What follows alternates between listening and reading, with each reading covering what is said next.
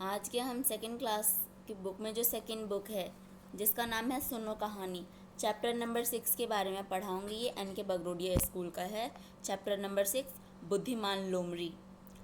अब स्टोरी यहाँ से शुरू होता है कि एक थी लोमड़ी। वह एक गुफा में अकेली रहती थी। लोमड़ी दिन भर इधर उधर घूमती, खाना खाती और सोने के लिए लौट आती थी उसी गुफा में जहाँ पर वो रहा करती थी। एक शेर भी उस जंगल में आया। वह यहीं बस जाना चाहता था, पर कोई जगह उसे पसंद नहीं आई।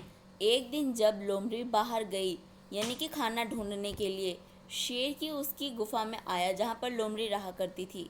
उसे ना वो गुफा बहुत ही पसंद आ गया। गुफा के अंदर वह छिपकर बैठ गया और यह सोच रहा था कि जैसे ही लोमड़ी आएगी उसकी गुफा में रहने के लिए तो मैं उसे खा जाऊंगा। ऐसा शेर ने सोचा। लोमड़ी लौटी अपना खाना ढूंढकर और अपने गुफा में वापस जाने लगी। लौटते हुए उसे रास्ते में शेर के पंजों के निशान दिखाई पड़े। उसने निशानों का पीछा किया तो पाया कि निशान तो उसी गुफा तक हैं जहाँ तक वो लोमड़ी का गुफा है। लोमड़ी ने निशानों को एक बार फिर से गौर से देखा।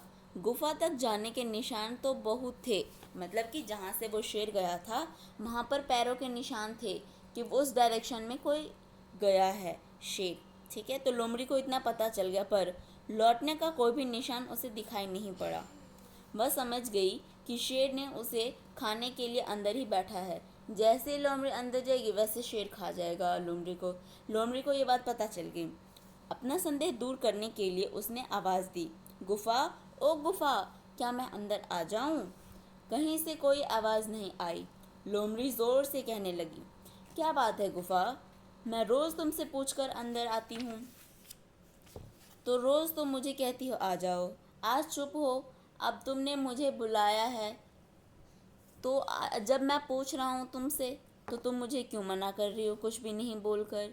क्या तुम नहीं चाहती मैं अंदर आऊँ? लोमड़ी ने कहा, आज चुपचाप हो, अब तुमने नहीं बुलाया तो मैं नहीं आऊँगी। शेर यह सब सुन रहा था अंदर गुफा में बैठकर। उसने सोचा लोमड़ी भाग गई तो उसे भूखा ही रहना पड़ेगा।